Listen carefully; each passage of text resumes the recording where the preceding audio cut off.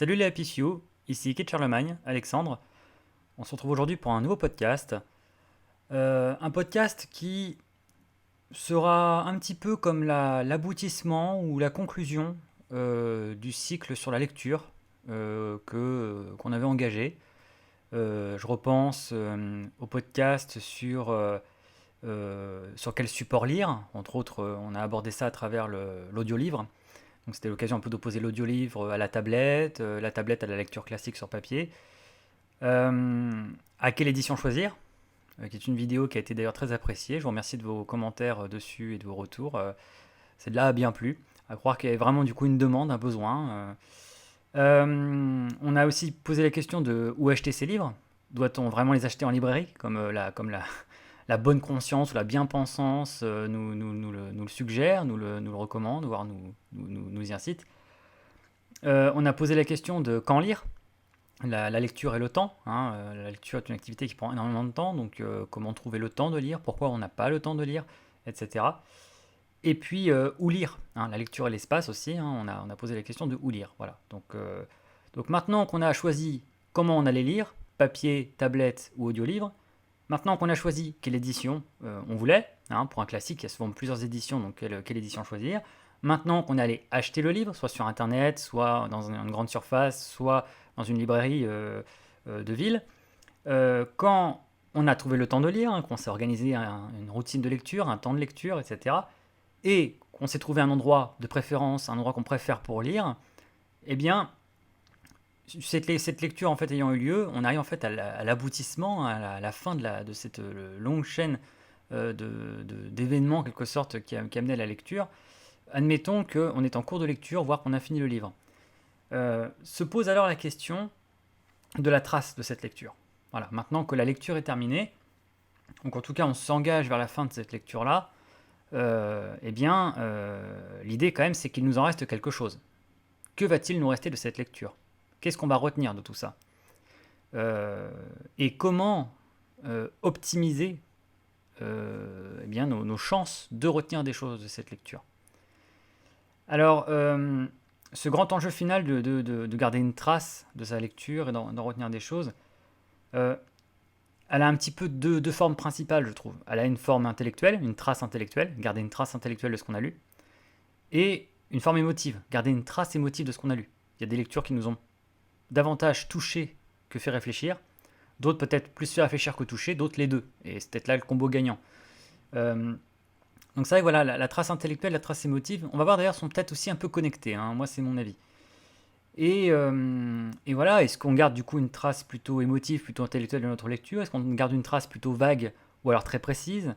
Est-ce qu'on garde une trace un peu idéalisée? Ça arrive très souvent aussi, on connaît ce cas de figure-là en fait, où une lecture avec le temps a été un petit peu idéalisée, vu que on a lu l'ouvrage il y a longtemps, que sur le coup on a bien aimé, mais qu'on ne s'est jamais reconfronté au texte, etc. Ça, ce sont des choses qui peuvent arriver, entre autres avec les lectures de jeunesse, d'adolescence, qui n'ont pas été revisitées. Donc voilà, donc cette trace, voyez, en plus dans ses imperfections, c'est-à-dire dans la façon dont on a finalement mal retenu l'ouvrage, ou on l'a un peu idéalisé, ça peut aussi en quelque sorte être un atout. Ça peut contribuer à la magie d'une lecture, quelque part, d'en avoir volontairement un souvenir un peu faussé, un peu incomplet, etc. Donc voilà, et c'est vrai que garder une trace de lecture, ça pose aussi des questions pas très agréables sur la lecture, parce que on a envie d'ailleurs, comme pour toute chose, que ce soit juste du plaisir. On a simplement envie de profiter de la lecture, ou alors de regarder un film ou de jouer à un jeu vidéo, et on n'a pas trop envie de jouer le bachotage, hein, les bachoteurs, d'être là, de devoir se poser la question de est-ce que j'ai bien tout retenu? Vous savez, c'est un petit peu comme à l'école, hein, quand on veut tester si vous avez bien été attentif à votre lecture, si vous avez bien retenu des choses, hein, c'est le terme, hein, vous avez retenu des choses, hein. Et donc c'est vrai que cet aspect-là peut avoir un côté un peu scolaire, un peu contraignant, hein. Comme s'il fallait rester très attentif, comme si fallait presque être en mesure de répondre à des questions, d'être testé à la fin.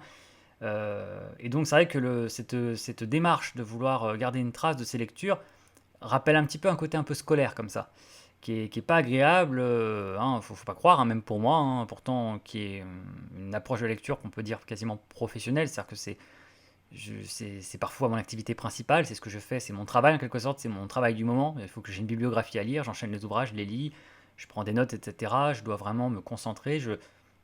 je m'investis dans mes lectures et j'en retire quelque chose pour un projet, etc. Donc c'est une démarche là un peu professionnalisée, hein. C'est pas des lectures, c'est du plaisir, c'est beaucoup de plaisir, je lis avant tout pour le plaisir, mais voilà, j'y ajoute une dimension rigoureuse qui du coup n'est pas que récréative. Donc vous voyez, même moi, je ne dirais surtout pas le contraire, ça, c'est pesant tout ça, ça ajoute un petit peu de poids à la lecture, ça lui enlève un peu d'insouciance et de pur plaisir. Donc c'est vrai que ça peut être un petit peu repoussant, cette notion de garder une trace de ses lectures. Et en même temps, n'est-ce pas quand même l'intérêt?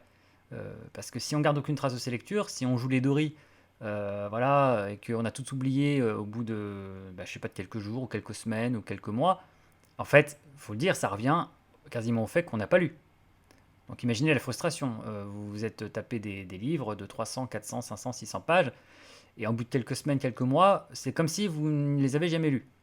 Vous regardez un vague souvenir, et une vague émotion, des petits passages comme ça par-ci par-là, mais en gros, vous n'êtes quasiment pas plus apte que le premier quidam qui aura lu un résumé de citer un passage que vous aimez, de simplement de pouvoir porter une réflexion sur l'ouvrage, de le porter en vous en fait. En fait, vous l'avez ingéré, mais c'est comme si votre corps n'avait retenu aucun nutriment. Vous l'avez, entre guillemets, chié comme vous l'avez mangé, quoi. Vous n'en avez rien retenu, rien n'a été récupéré par l'organisme. Cette métaphore, je m'en resservirai après parce que là aussi, c'est une idée qui me tient à cœur et qui va être au centre de ce podcast. Voilà, donc c'est pas facile d'embrasser le contenu d'un livre, déjà, hein, pour être un petit peu pour un peu faire un peu de concession, voilà. Il faut admettre que embrasser le contenu d'un livre est difficile.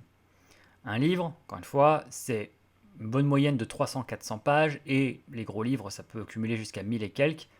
Euh, un livre, c'est dense.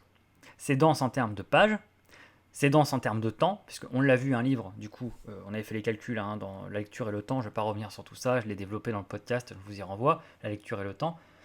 Mais bon, un livre, en gros, c'est minimum 8 heures, une dizaine d'heures de lecture. Donc c'est dense au niveau temps aussi, parce que là, on constate du coup que lire un livre, c'est pas regarder un film.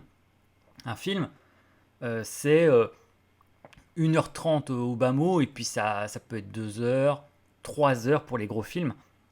Donc, si vous êtes fan de Bollywood comme moi, si vous aimez bien le film indien, les films indiens cumulent facilement à 4h30, 5 heures parfois, c'est un peu différent. Mais même là, oui, même 4h30, 5 heures, on est à 2 fois moins, voire 3 fois moins qu'un livre. Donc un livre, c'est dense en termes de volume, beaucoup de pages, c'est dense en termes de temps pour lire ce volume, donc c'est 8-10 heures. Et au sein de ces heures, ben, c'est beaucoup de mots, c'est beaucoup d'idées, c'est beaucoup de choses, c'est très dense. Et donc, bah, par définition, un livre est beaucoup plus difficile à assimiler, on va dire. C'est plus difficile de garder une trace précise d'un livre que d'un film. Parce qu'un plus un film, c'est très visuel. Et donc, si on a une mémoire bah, visuelle, hein, bien, c'est vrai que bah, nos yeux ont fixé des images. Donc en fait, on va se souvenir d'images, et puis 1h30, ça va, c'est assimilable. Donc un film d'1h30, on peut éventuellement être attentif. Alors après, vu que les gens regardent beaucoup de films et qu'on assimile beaucoup d'images chaque jour, c'est vrai que voilà, c'est pas non plus évident. En fait, en réalité, on voit bien qu'au bout d'un moment, les gens finissent aussi par s'en mêler les pinceaux, que beaucoup de gens confondent les films qu'ils ont vus, ne retiennent pas grand-chose. Vous voyez, comme quoi c'était une fausse excuse. Beaucoup de gens ne sont pas plus capables de retenir un film d'1h30 ou de 2 heures que de retenir un livre, hein. Il y a même des curieux personnages qui retiennent mieux un livre qu'un film, comme quoi. En fait, dans le domaine audiovisuel, ce qui pourrait être le plus se rapprocher de la densité d'un livre, c'est une série. On l'a vu de toute façon plus dans la lecture et le temps, dans ce podcast, que en fait, le temps de lecture d'un livre pouvait égaler en gros le temps de saison d'une série. Hein. La durée que représente une saison d'une série en moyenne, c'est à peu près le temps de lecture d'un livre. Donc en fait, faut imaginer qu'une série soit une espèce d'anthologie de livres, et en fait, dont autant les saisons seraient autant de volumes. Voilà. Et donc c'est vrai qu'on peut assez rapprocher cela. D'ailleurs, moi ce que je vais évoquer là dans ce podcast en termes de captation quelque sorte du contenu d'un livre et d'en garder des traces, moi ce sont des méthodes que j'ai appliquées à l'identique pour des séries. Donc on peut garder ça à l'esprit. Dites-vous bien que ce que je vais expliquer là dans ce podcast sur ma méthode d'assimilation du contenu d'un ouvrage littéraire, j'ai appliqué exactement la même pour des séries. Des séries que j'ai regardées comme Lost, comme Deadwood, comme Californication, comme Doctor House, comme Malcolm. Malcolm, sur lequel j'ai produit un dossier énorme, qui m'a valu mon recrutement dans l'équipe du site Malcolm France. Et en fait, j'ai appliqué la même méthode parce que, effectivement, comme pour un livre, je me retrouvais face à un contenu monstrueux avec des saisons d'une dizaine, quinzaine, vingtaine d'heures, multipliées donc par 5, 6, 7 saisons, donc c'est gigantesque. Et en fait, vous adorez ce que vous regardez, mais en fait, c'est presque ingérable mentalement parce qu'il y a trop de contenu, il y a trop d'épisodes, il y a trop de dialogues, il y a trop de situations. Et donc, vous cherchez un moyen en fait d'assimiler ça le mieux possible, de vous repérer dedans. À quoi correspond cette saison Dans cette saison, quel épisode est cela Quel épisode est cela Où se situe tel épisode de la série En fait, vous essayez un peu comme ça de cartographier la série, de vous repérer dans les épisodes, de vous repérer dans les saisons, de vous repérer dans leur évolution. Euh, et donc, tout ça, en fait, ça demande des moyens mémotechniques, en fait, toute une mémotechnie.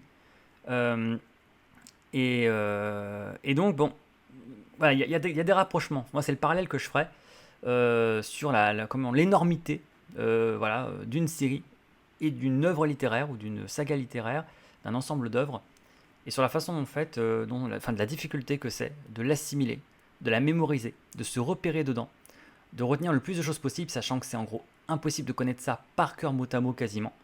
En tout cas, pas comme ça, brut de décoffrage, on vous le demande. C'est-à-dire que vous allez reconnaître le passage immédiatement quand vous allez le voir. Vous regardez une série, vous connaissez par cœur, même Camelot, etc. Voilà, et bien, même Dr House, moi je connais tous les épisodes par cœur, j'ai vu chaque épisode peut-être une dizaine de fois, donc je connais bien par cœur cette série. Puis j'ai travaillé dessus pour mon documentaire Baudelaire House et tout. Mais voilà, c'est très difficile évidemment de la restituer mentalement comme ça, spontanément, de ex nihilo. C'est plus en revoyant les épisodes que du coup tout me revient tout de suite et du coup je retrouve les dialogues, je reconnais les dialogues, etc. Par contre, je me repère dans la série. J'ai appris à me repérer dans cette série, à identifier bien les saisons, à identifier leur intrigue propre, à bien connaître les épisodes qui reviennent à cette saison. Je peux identifier chaque épisode de chaque saison, etc., etc., etc. Et ça, en fait, c'est grâce à un travail que je vais du coup développer ici, que j'ai fait pour les livres. Et donc, c'est vrai que c'est du travail. Ça peut paraître bizarre, mais moi, les séries comme ça, pour lesquelles je me suis passionné, et où j'ai eu cette frustration à la fin en me disant putain, j'adorais cette série, mais fait chier, parce que je suis un peu perdu du coup. Et j'ai l'impression que même en la revoyant, j'arrive pas. C'est trop dur en fait, c'est trop vaste. Et donc, pas le choix, il va falloir que je passe par un travail quasiment de prise de notes, que je passe par un travail de tri d'informations, de mémotechnique, pour ranger tout ça dans ma tête et en retenir le plus possible. Et donc, c'est vrai que ça peut paraître peut-être encore plus dingue pour des séries que pour des livres, mais c'est vrai que les séries qui me tiennent le plus à cœur, eh bien, je n'ai pas eu le choix en quelque sorte pour les maîtriser, pour vraiment absorber le mieux possible leur contenu, bien le connaître. Eh bien, j'ai dû travailler en fait. J'ai dû fournir un effort, un travail de prise de notes, de collecte d'informations, de base de données, de trier un peu les choses dans ma tête. Et donc, c'est vrai que ça m'a demandé un travail. Le plus conséquent que j'ai fourni, je crois que ça a été pour Malcolm, ça a été une folie. Je suis allé très très loin dans l'encyclopédique, mais en même temps, ça n'a pas été en vain parce que ça a été récupéré et réutilisé pour servir de base de données pour le site Malcolm France. Le site Malcolm France, tel qu'il est aujourd'hui dans sa version actuelle, repose en partie sur mon travail de relevé de données. Donc voilà. Et c'est vrai que là, du coup, en faisant ce travail forcément actif, hein, on va au devant du contenu, on trie, on note, euh, etc. Eh bien, on assimile le contenu, on mémorise beaucoup mieux. Parce qu'en fait, on s'approprie le contenu en quelque sorte. Voilà. Donc, mais c'est vrai que ça peut paraître fou. C'est-à-dire qu'il a fallu travailler, faire un travail de mémoire quasiment, de mémoire jeu de mots, de mémorisation et de mémoire d'écriture d'un dossier pour s'emparer du contenu de la série et le maîtriser. Comme si on ne l'avait pas écrite, mais en tout cas comme quelqu'un en effet qui maîtriserait sa Bible, comme on dit pour une série. Et donc voilà, vous allez voir que c'est un peu ce type de méthode-là vers lequel je suis allé pour, moi en tout cas, réussir à maîtriser le contenu des ouvrages que je lis et que j'ai besoin de bien connaître. Donc voilà, mais en tout cas, c'est que le livre, c'est sûr que c'est un vrai challenge pour assimiler un livre, et on peut quasiment poser la question, un livre est-il seulement assimilable dans sa totalité? Est-ce que c'est possible en fait, sauf d'être hyperamnésique, mais en plus si on lit beaucoup de livres, etc., au bout d'un moment, la mémoire ne peut pas, en fait, on ne peut pas retenir chaque mot de chaque page d'un livre, et donc chaque fait si c'est un roman, chaque idée si c'est un essai. Les idées, peut-être encore plus difficilement parce qu'en plus c'est abstrait, etc. Donc il faut une capacité d'abstraction de retenir les idées, etc. Donc c'est vraiment un gros travail de mémoire, contrairement à d'autres médias qui sont un peu plus faciles là-dessus. On sait qu'une musique, par exemple, on a la mémoire auditive, donc on retient facilement un air. De cet air, on peut plus facilement retenir les paroles s'il s'agit d'une chanson ou simplement la mélodie si c'est de la musique instrumentale. La musique offre quelques facilités de mémoire, surtout que parfois les morceaux sont plus courts, une chanson c'est 3 minutes, 4 minutes, etc. Donc un livre, c'est vraiment en soi déjà, c'est un sacré challenge. L'objet nous défie matériellement, intellectuellement, dans sa masse, il nous défie de réussir à en retenir quelque chose, à garder une trace efficace, la plus exhaustive possible, euh, mais comme si c'était foutu d'avance pour tout retenir en fait. Parce qu'il y a trop d'informations dans un livre, il y a trop de mots, trop d'idées, trop de choses. Alors après, ça dépend des livres, encore une fois, il y a des livres qui vont tellement pas chercher loin. Déjà, y a-t-il seulement des choses à retenir? On peut s'y poser la question. Est-ce que tous les livres sont mémorables? Je pense que littéralement, on sait très bien tous que non. Et il n'y a peut-être pas des choses mémorables dans tous les livres. Tous les livres ne sont pas remplis de choses dignes que l'on s'en souvienne, qu'on en garde une trace.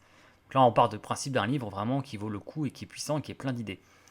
Euh, voilà, donc bah là, on est un peu inégaux là-dessus, hein. Y a des questions de mémoire, hein, clairement déjà, hein. C'est-à-dire qu'on n'a pas tous une mémoire aussi efficace les uns les autres. Alors, il paraît que ça s'entraîne la mémoire, mais comme pour tout, il y a des prédispositions. Alors, elles peuvent venir, je sais pas, soit de votre, je sais pas, peut-être de l'ADN, j'en sais pas si c'est de l'ADN, mais que ce soit inné. Ça peut apparemment venir de l'alimentation. Il me semble que manger du poisson, ça aide pour la mémoire. Dans ce cas, j'en aurais une très mauvaise parce que je mange pas beaucoup de poisson à titre personnel. Et pourtant, je suis réputé pour avoir une bonne mémoire. Donc voilà, bon, la mémoire, qu'est-ce qu'il fait? Est-ce que c'est une gymnastique mentale? Sans doute oui. Est-ce que c'est une hygiène de vie? Possiblement oui, hein. Avoir bien dormi, on sait que ça aide pour la mémoire, parce que le sommeil précisément participe au travail de mémorisation, on le sait, hein. Le sommeil, parmi les fonctions du sommeil, on sait que le sommeil trie les fichiers, trie nos souvenirs, nettoie en fait le cerveau. Donc si vous faites votre petit C-cleaner du cerveau chaque nuit, forcément, le lendemain, voilà, vous êtes d'attaque, vous avez trié les informations de la veille, vous êtes plus posé. Donc voilà, donc une bonne hygiène de vie, peut-être l'alimentation, ça peut-être comme des types en alimentation, des bonnes prédispositions, ce qu'il faut d'entraînement en termes d'habitude à réfléchir, à faire travailler sa mémoire, tout ça doit cumuler, aider pour avoir une bonne mémoire. Donc on est plus ou moins favorisé selon notre mode de vie, notre fonctionnement, nos prédispositions. Et donc c'est sûr que les gens qui ont une très bonne mémoire, là, vont être favorisés. Même si vous allez voir que, moi je mets des nuances là-dessus, je pense qu'il y a plus important qu'une bonne mémoire au sens strictement intellectuel pour bien assimiler un livre. Je pense que ça se joue ailleurs encore. Voilà, ça sera mon avis. Je vais y venir dans pas longtemps. Euh, alors, en admettant que la mémoire ne peut pas tout, même chez les gens qui en ont une plutôt bonne, comme c'est mon cas, encore une fois, moi j'ai une assez bonne mémoire, mais je fais pas de miracle, hein. Moi je suis pas hypermnésique, hein. J'ai pas mémorisé chaque mot de chaque page d'un livre juste en tournant les pages comme ça. Je suis comme tout le monde, j'oublie des passages, j'oublie des mots, j'oublie des. Enfin voilà, c'est trop, il y a trop d'informations. Encore une fois, c'est ingérable, surtout quand une fois vous êtes amené à lire beaucoup de livres. Voilà, si en plus vous commencez à vous emmêler entre les livres, c'est pas la peine.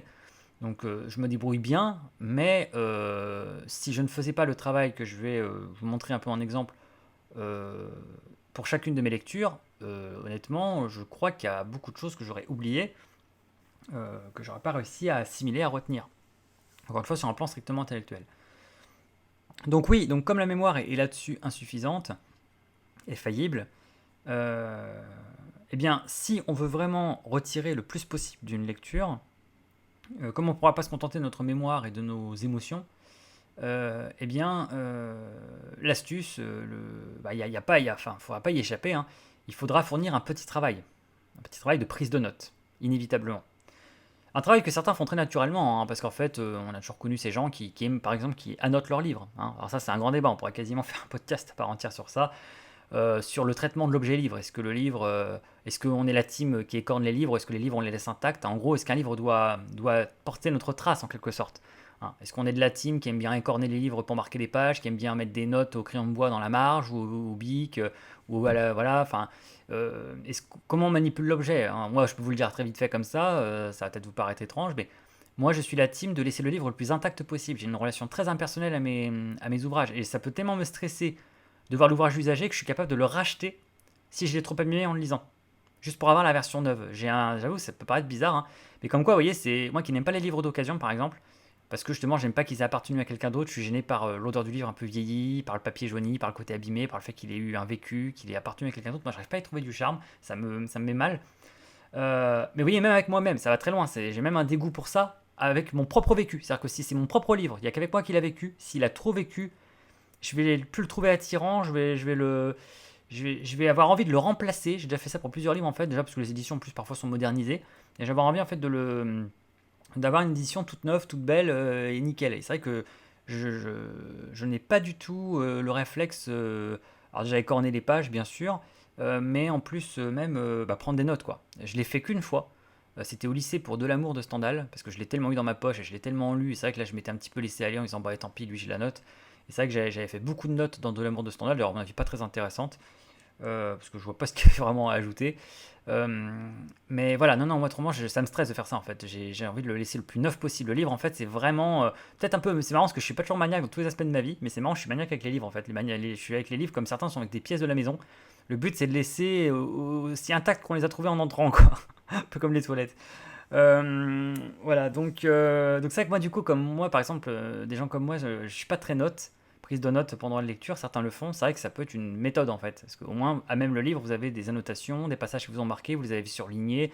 Donc en fait, vous avez fait ce travail à même l'ouvrage. Donc en fait, ça se fait du coup dans l'élan de la lecture en fait. Vous lisez le livre, vous avez un petit crayon à disposition, vous surlignez, vous entourez. Et en fait, le travail d'assimilation, de pense-bête en fait, de laisser des traces comme ça, comme des espèces de sauvegardes en fait, hein, des signets comme on dit dans les applications de livres audio. Vous laissez en fait des signets comme ça dans votre lecture et comme aussi les petits morceaux de pain ou des cailloux du petit pousset quoi, hein, sur le chemin. Donc en fait vous retrouverez votre chemin dans le livre. En fait vous avez un peu balisé l'ouvrage, des passages qui vous ont marqué, qui vous ont plu, qui vous ont interpellé, etc., etc. Donc ça c'est une méthode, je dirais que c'est la plus immédiate. Il y a les gens qui ne veulent pas toucher au livre en lui-même, mais qui ont parfois un petit bloc-notes à côté d'eux, qui ont alors un bloc-notes soit papier à l'ancienne avec des crayons, puis pareil on prend des notes comme ça en lisant avec le titre de l'ouvrage, et puis on dit ah oui, page machin, tiens il y a ça qui est dit, c'est intéressant, tiens ça, il faut que je retienne ce passage-là, tiens ça dit ça. Euh, et puis bah, il y a ceux qui font ça, et en plus là du coup ça, je fais ça aussi, même si c'est avec une méthode différente, mais le bloc-notes du téléphone maintenant, c'est ça qui est bien, c'est qu'aujourd'hui on a un bloc-notes sans arrêt sur nous avec le téléphone, hein, qui fait beaucoup de choses. Et l'application bloc-notes du téléphone en fait est pratique, hein, parce qu'en en fait on a toujours les notes sur soi dans le téléphone. On n'a pas besoin de chercher un crayon, du papier, etc. On note vite fait comme on écrirait un SMS, on note les idées. Et voilà, donc le bloc-notes a un certain succès aussi pour tout ce qui est prise de notes instantanée comme ça, et pour la lecture, je sais que pas mal pratique ça. Moi, c'est mon cas en plus, hein, je le fais. Parce que c'est vrai que quand on a la flemme comme ça, de devoir fermer le bouquin, de le poser, d'aller ailleurs, d'aller noter, etc., ou d'aller sur l'ordinateur, ou d'écrire sur un cahier, là au moins, en fait, on prend le portable, on peut tenir le livre d'une main, le portable d'une autre, et puis on écrit vite fait, puis on repose. Donc c'est vrai que ça ne casse pas trop la dynamique de lecture, et ça, c'est pas mal. Donc voilà. Euh, et bah, du coup, il y a un petit peu la version plus plus, la version un peu au-dessus, au niveau prise de notes. Eh bien, en fait, on pourrait dire que c'est quasiment la bonne vieille fiche de lecture. Alors moi, c'est un terme que je déteste, hein. Fiche de lecture, je ne sais pas pourquoi, c'est les expressions comme ça, vous savez, elles vous hérissent le poil. Moi, je déteste cette expression-là, je la trouve moche. Fiche de lecture, mais surtout, je crois que même moi, vous voyez, même moi, hein, j'ai un traumatisme scolaire avec ça, mais moi, fiche de lecture, ça me fait penser au professeur qui vous demande de lire un ouvrage qui déjà vous fait chier parce que vous ne voulez pas le lire, hein. Vous voyez, même moi qui adore les classiques de la littérature, faut pas croire, j'ai souffert à l'école de la lecture forcée. D'ailleurs, il faudrait en parler de la lecture forcée aussi. Tiens, encore une idée de podcast, forcer la lecture. Mais bon, ça revient un peu à l'idée de faut-il lire. Or, j'ai dit non. Mais c'est vrai que la lecture forcée dans le cadre scolaire, je pourrais quand même vous expliquer pourquoi, selon moi, c'est une hérésie et ça ne devrait pas exister, que c'est contre-productif, la lecture forcée.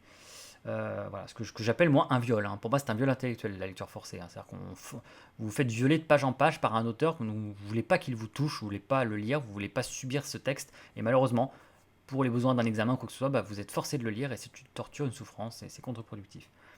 En tout cas, voilà. Et c'est vrai que donc, non seulement le livre, vous le trouvez chiant, donc vous le supportez pas, mais en plus, il faut faire une fiche de lecture. Alors en plus, surtout bien scolaire, bien ringard, hein, parce que voilà, le professeur il demande des trucs très bateaux, alors il faut faire une liste des personnages principaux avec une petite description rapide, et puis il faut résumer un petit peu l'intrigue générale, et puis il faut expliquer son passage préféré. Enfin, vous voyez, on a tous connu ça, hein. Alors c'est très formateur, hein, voilà, je comprends pourquoi ils font faire ça quelque part, mais voilà, moi, fiche de lecture, j'entends tout de suite, je vois tout de suite ça, ce côté très scolaire, et c'est tout le contraire, moi, de ce que je veux faire. Et en même temps, vous allez voir, j'en suis peut-être pas loin. Mais c'est vrai que c'est trop stéréotypé, en fait, donc ça, j'aime pas. Mais ça revient un petit peu à ça, en gros.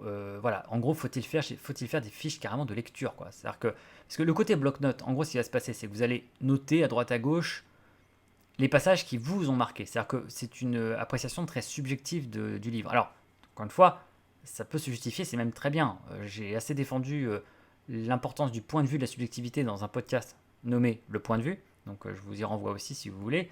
le point de vue, c'est essentiel. C'est votre regard critique sur l'ouvrage, c'est votre sensibilité, c'est votre, oui, encore une fois, votre point de vue. Excusez-moi, on va faire la palissade. Donc ça, c'est très bien. Mais dans certains cas, dans certaines optiques de lecture, le point de vue est un peu insuffisant. Et il faut quelque chose de plus rigoureux, plus objectif quasiment que ça. Moi, c'est mon cas. Moi, personnellement, je ne peux pas ou plus me contenter de prendre des notes, deux, trois notes comme ça, de dire tiens, j'ai bien aimé ce passage, tiens, cette citation-là, je la note, tiens, c'est sympa ça. Et voilà, juste en gros, j'aime bien ce passage, ça j'aime pas, et tiens, cette citation est cool, voilà, puis terminé. Parce que là, en fait, j'ai juste retenu des trucs comme ça qui m'ont marqué, mais en gros, dans quelques mois ou années, je n'aurai plus que ça, quoi. En gros, tout ce que je saurais, c'est que j'ai aimé ce passage-là, que j'ai noté cette citation-là, mais je me souviendrai plus du contenu du livre. Voilà, je ne serai pas plus avancé pour le reste de l'ouvrage. Et en plus, je serai piégé dans le point de vue de celui que j'étais à l'époque. Celui à l'époque a jugé que ça c'était intéressant, mais moi aujourd'hui, qu'est-ce que j'en penserais? Je manque de recul objectif sur l'ouvrage. Donc voilà, donc des maniaques comme moi, comme ça, qui veulent s'emparer plus exhaustivement et objectivement de l'ouvrage, doivent passer à une méthode plus radicale, plus extrême. Et cette méthode, eh bien, c'est celle d'une fiche de lecture très approfondie. Alors, c'est casse-couille à faire. Faut pas se dire le contraire. Même moi, pour moi, il faut savoir, hein, c'est une tanasse pour moi. C'est vraiment une plaie. C'est la flemme. C'est long, c'est lourd. Ça multiplie en gros le temps de lecture par deux. Je vous ai expliqué. Voilà, donc c'est vraiment chiant. Mais putain, qu'est-ce que c'est pratique et important. Et encore une fois, bon, peut-être précisément pour des hurluberlus comme moi qui ont on approche des choses et qui ont ce rapport un peu professionnel entre guillemets à la lecture. Je pense que ça justifie pas pour tout le monde. Et en plus, ça dépend de ce que vous lisez. Mais en gros, ouais, moi c'est une méthode en fait que j'ai mis en place, bah, justement, ça s'invente pas pendant mes années de mémoire master. Parce que quand vous faites un master, eh bien ça rigole pas, vous devez lire un livre qui vous plaît, vous avez choisi le sujet et l'auteur, hein, donc ça vous plaît. Hein. Donc moi j'avais fait ça sur Au bonheur des dames, mon mémoire de master 1, pour un peu se mettre en bouche. Après, le master 2, j'avais été plus ambitieux, j'avais été sur des ouvrages qui me tenaient encore plus à cœur. Euh, mais pour le mémoire de master 1, voilà, vous devez. Alors, c'est une monographie, ce qu'on appelle une monographie, c'est-à-dire que vous vous concentrez sur un ouvrage, un auteur. Hein, voilà. Donc, une monographie, c'est déjà moins lourd que ce que j'ai fait après en Master 2 où vous barrez sur plusieurs ouvrages en même temps. Alors là, bonjour, là, vous multipliez par 3 le boulot, 3 auteurs, 3 ouvrages, 3 appareils critiques à lire avec tous les ouvrages critiques qui s'y rapportent, terrible. Et donc voilà, même dans une cadre du monographie, bah, vous vous dites, là, je peux pas me contenter de lire le machin et sans prendre de notes juste pour le kiff, c'est trop bien de le lire. Là, je suis obligé de le lire d'une façon très attentive, très concentrée, et je vais avoir sans arrêt besoin de me référer au texte, je vais avoir sans arrêt besoin de le citer, de me souvenir de ce qui s'est passé, de rien laisser passer, et en plus, j'ai ma problématique dans la tête et je dois me souvenir que je traite de ça, donc je dois être attentif, scanner le texte en quelque sorte en disant, attends, moi je cherche ça, ah tiens, ça correspond à ma thématique, ça. Donc c'est très spécial. Finalement, maintenant, c'est comme ça que je lis beaucoup. Euh, alors, ça n'empêche pas d'avoir du plaisir, hein. J'ai énormément de plaisir, hein, même un intense plaisir d'ailleurs. Mais c'est vrai que, voilà, par contre, c'est vrai que en fait, c'est prendre son plaisir au sérieux, entre guillemets. Voilà. Vous prenez du plaisir, mais vous le prenez au sérieux, ce plaisir, en quelque sorte. Euh, et voilà, et là, vous ne pouvez pas, du coup, être dans la distraction, dans l'insouciance totale. Vous devez vraiment être au taquet. Donc, comme vous allez devoir sans arrêt vous référer au texte, bah, en fait, moi, à l'époque, c'est là que j'ai dû mettre en place une méthode, alors, moi, qui est la mienne, en tout cas, je ne sais pas comment font les autres. Mais en fait, en gros, moi, c'est ce que j'appelle le désossage de l'œuvre. En fait, il faut désosser l'œuvre. En fait, il faut mettre des balises partout, quoi. Il faut entièrement la scanner, je sais pas, faites la métaphore que vous voulez, vous faites une capture 3D, vous la désossez comme un avion, comme un animal, j'en sais rien. Ce que vous voulez, vous la dépecez, tout ça, mais il faut mettre des balises partout. Et il faut que tout soit scanné, tout ait été, c'est un travail de géomètre, etc. Voilà. Et parce qu'il va falloir connaître, entre guillemets, par cœur l'œuvre, en fait. Il va falloir vraiment se repérer dedans, il va falloir se repérer dans l'histoire, dans l'intrigue, dans le plan du livre. Il va falloir maîtriser même les passages un peu qu'on oublie facilement, etc. Il faut vraiment apprendre comme ça. Il faut trouver des techniques pour mémoriser le plus possible. Une mémorisation à 100%, je doute que ce soit possible. Encore une fois, un livre, c'est trop dense. Mais vraiment optimiser sa capacité de mémorisation et atteindre, je sais pas, les minimum 75%, vraiment un truc bien efficace pour vraiment absorber le mieux possible. Et donc ça se fait pas tout seul. Malheureusement, votre plaisir à lire et vos prises de notes éparses ne vont pas suffire. Il va falloir un petit peu, moi en tout cas c'est le cas, mieux baliser le terrain. Et donc c'est vrai que c'est un travail à part entière. Malheureusement, c'est pour ça que je disais que ça multiplie le temps de lecture par deux, parce qu'en fait c'est le cas. Moi j'ai calculé en fait que mon temps de lecture était multiplié par deux à cause de ce travail-là. Parce que en gros, je lis un chapitre, ou alors je fais une session de lecture, et de mon chapitre ou de ma session de lecture, juste après, je passe le temps qu'il faut, et c'est souvent, ça peut être entre une demi-heure, une heure, à reprendre là où j'ai commencé la session et résumer chaque chose qui s'est passée, noter en gros ce qui se passe dans le livre. Et voilà, en fait, garder un journal de ma lecture en quelque sorte, vraiment de voilà, il s'est pas, là c'est ce chapitre-là, ça dit ça, ça et ça et ça et ça. En gros, je fais un résumé détaillé et donc je reviens sur chaque lecture en faisant le résumé de ce qui s'est passé durant cette lecture et les citations principales, etc., etc. Donc vraiment, il y a un relevé précis de plans, de résumés et de citations. Et ça, vous le faites du coup pour chaque session. Donc en fait, chaque session est multipliée par deux. Il y a celle où vous lisez et il y a celle où vous relisez, du coup un peu plus rapidement la relecture, mais en tout cas, du coup, en prenant des notes cette fois-ci pour sauvegarder. En fait, vous sauvegardez, c'est un processus de sauvegarde en fait. Moi, c'est un peu ça, c'est un peu comme ça que je le vis. Je fais la partie, comme une partie de jeu vidéo, et après, il faut que je sauvegarde. Et le problème, c'est que c'est pas une sauvegarde instantanée, parce que c'est à vous de travailler pour faire la sauvegarde. Donc c'est une sauvegarde qui doit. On dit que ça écrit sur la carte, hein, quand on fait une sauvegarde, hein, ça écrit sur la carte, ça écrit sur le disque dur.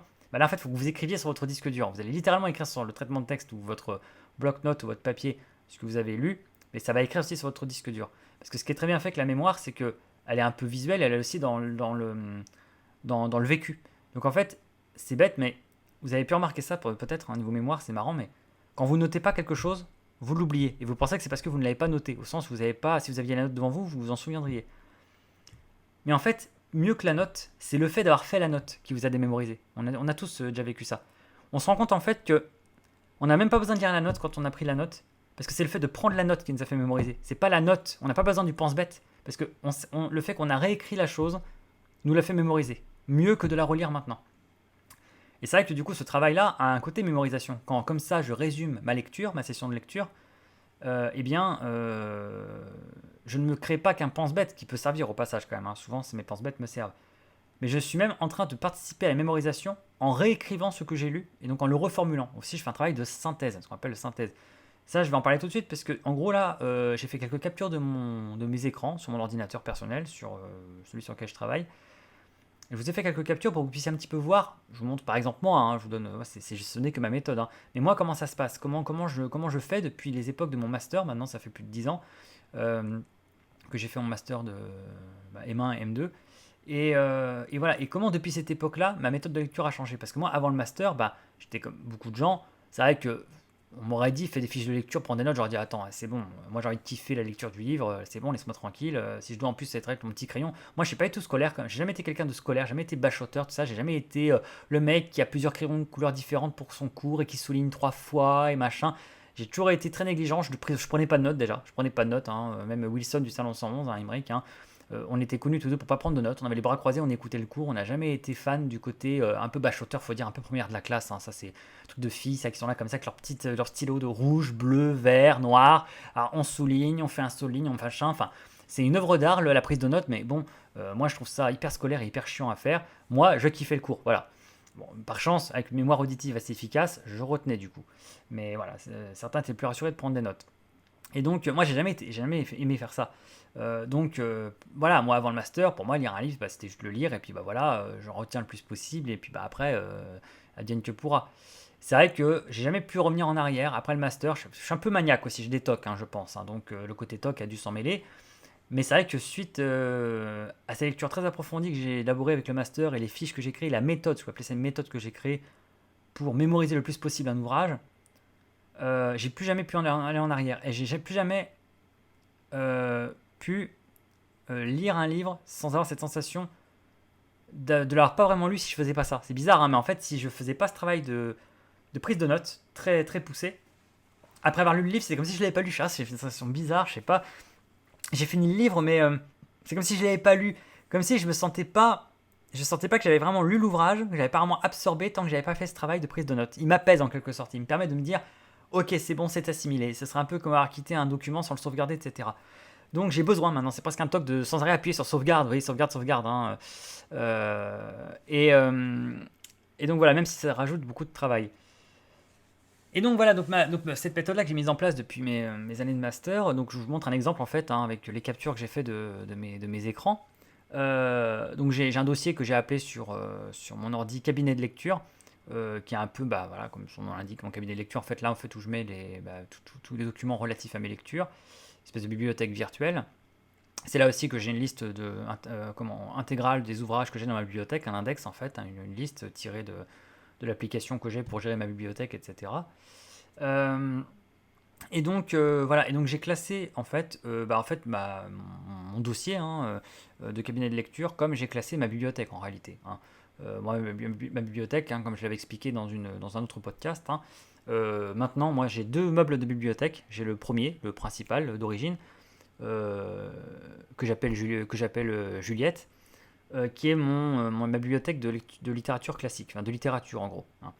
Donc, et j'ai donc une seconde bibliothèque, un second meuble, qui est en gros ma bibliothèque de sciences humaines, de philosophie, d'essais, d'histoire de la littérature et des idées, et qui s'appelle Audrey. Alors voilà, Audrey et Juliette, hein, parce que, comme j'expliquais, j'ai un portrait de Juliette Récamier, une dame de salon que j'aime beaucoup, près de la bibliothèque Juliette, et puis qui représente du coup les lettres, la littérature classique et tout. Et puis Audrey, pour Audrey Hepburn, dont j'ai aussi un portrait près de l'autre bibliothèque. Et voilà, elle qui représente plutôt la culture au sens plus large, les essais, l'histoire, la philosophie, l'histoire des idées, tout ça. Donc j'ai ces deux bibliothèques, et donc déjà ça sépare un petit peu les domaines, parce qu'on a la littérature qui inclut théâtre, poésie, roman, et puis on a de l'autre côté voilà, les essais, avec tout ce que ça recouvre, des essais de psychologie, des essais de philosophie, les essais de critique littéraire, etc. Bref, toutes sortes de choses. Et au sein de ces bibliothèques-là, moi, je l'avais expliqué dans ma vidéo sur la bibliothèque que je dois mettre à jour, j'en ferai une autre. Moi, personnellement, je classe par époque. Alors voilà, il y en a qui classent par édition, d'autres qui classent par ordre alphabétique d'auteur. Moi, c'est vrai que je classe par époque. Je suis à l'aise comme ça, j'aime bien savoir qu'il y a un rayon antiquité, qu'il y a un rayon 17e siècle, qu'il y a un rayon 18e siècle, un rayon 19e, un rayon 20e. Je me repère dans les époques, et au sein des époques, je classe par auteur. Mais eux-mêmes, les auteurs enfin, tous leurs ouvrages sont réunis au même endroit, mais c'est eux-mêmes par époque. Moi, je peux pas mettre Stendhal après Zola. Stendhal vient avant Zola. Stendhal, c'est début du 19e siècle. Zola, c'est la fin du 19e. Je peux pas mettre Stendhal après Zola, ça me stressera. De toute façon, Zola, en ordre alphabétique, il arrive après Stendhal, donc on est tranquille. Mais comment, voilà, c'est vrai que moi je peux pas comme ça, voilà, voilà, moi je suis très sensible en fait au classement par époque, je me repère dans le temps en fait. En plus, ça m'aide aussi pour la mémorisation, pour l'histoire littéraire, savoir que machin vient après machin, qui vient après machin. C'est pas mal pour mémoriser un petit peu et pour visualiser l'histoire littéraire, parce que la littérature c'est une histoire, c'est une frise. Il y a un mouvement en fait, hein. C'est comme l'histoire avec un grand H, il y a une histoire littéraire qui accompagne d'ailleurs la grande histoire, tout ça est très très lié. Et donc, hein, le romantisme sans l'après-révolution, l'Empire et puis la chute de l'Empire, c'est quand même compliqué à concevoir. Le romantisme est directement lié à ces événements, par exemple. Donc, quand vous faites le parallèle, ça marche mieux. Donc, et bien de même, en fait, moi, du coup, dans mes dossiers, eh bien, je classe par époque, en fait, hein. En gros, j'ai deux classements, hein. Donc, j'ai un peu double dossier. J'ai un dossier de cabinet de lecture où j'ai classé mes fiches dans des dossiers qui sont des dossiers par époque, donc de l'Antiquité jusqu'au XXIe siècle. Et puis j'ai un autre pan du cabinet de lecture qui lui est classé par genre. Comme ça, si là je veux raisonner par genre, c'est-à-dire chercher plutôt du théâtre, de la poésie, du roman, l'essai, j'ai aussi ce classement-là. Donc j'ai adopté un double classement, n'étant pas capable de vraiment de me décider sur le meilleur, parce que les deux peuvent être pratiques, et que c'est une des... Moi personnellement, encore une fois, dans l'idée de garder trace de ces lectures, moi c'est une des approches qui me tient à cœur, c'est que ça doit être fonctionnel. Parce que en fait, je me suis créé ma propre base de données. En fait, moi, l'idée, c'est une logique de base de données que j'ai. Alors oui, ça va très très loin. Vous allez me dire, non, mais attends, là, on peut pas s'identifier là, avec son podcast parce qu'il part trop loin. Lui, il part dans des trucs. Le gars, il se prend pour un bibliothécaire, etc. Non, moi, je m'intéressais à la trace de mes lectures. Je voulais dire, est-ce qu'on doit prendre des notes, tout ça, comment on s'y prend. Oui, mais voilà, moi, je vais vous donner ma méthode. Et après, on reprend le débat et on va pouvoir un peu nuancer. Effectivement, là, je vais vous montrer un peu ma méthode un peu extrême. Encore, je pense qu'il y a pire. Mais voilà, moi, comment je m'y prends. Mais donc, voilà, donc j'ai classé mes fiches. Voilà, donc il y a d'un côté le classement par époque, l'autre le classement par genre. Donc voilà, donc c'est un peu de. Et donc l'idée c'est d'être fonctionnel, c'est le côté base de données. Moi je veux me créer ma propre base de données parce que je veux pouvoir taper dans une recherche interne à un document ou recherche de mon ordinateur, je dois taper un mot-clé, je dois pouvoir tomber très facilement sur ce que je recherche. Attends, là, je veux ce roman-là, là, je voudrais bien voir déjà, attends, il se passe quoi déjà dans le chapitre 3, je sais plus, sans me souvenir. Alors, c'est dans quel chapitre qu'il se passe ça déjà?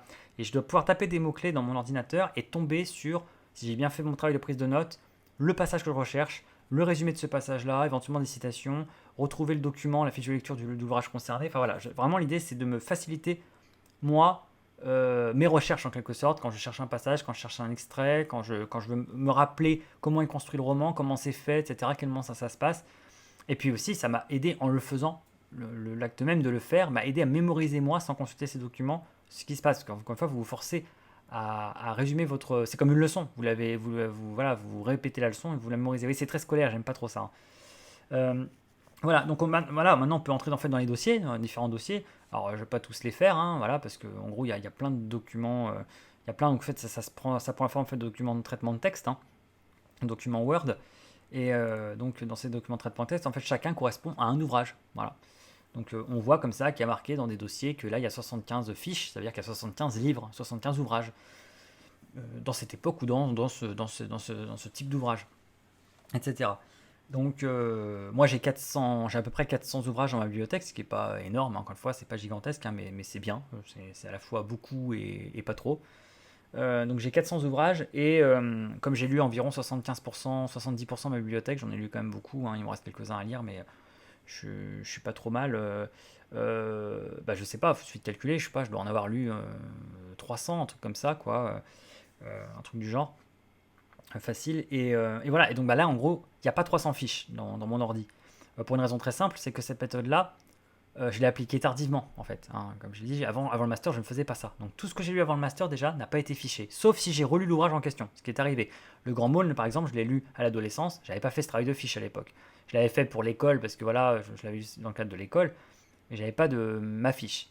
Donc ça, quand je l'ai relu là, il y a à peine un an ou deux, et bien là, j'ai pu déjà redécouvrir l'œuvre, hein, c'est intéressant.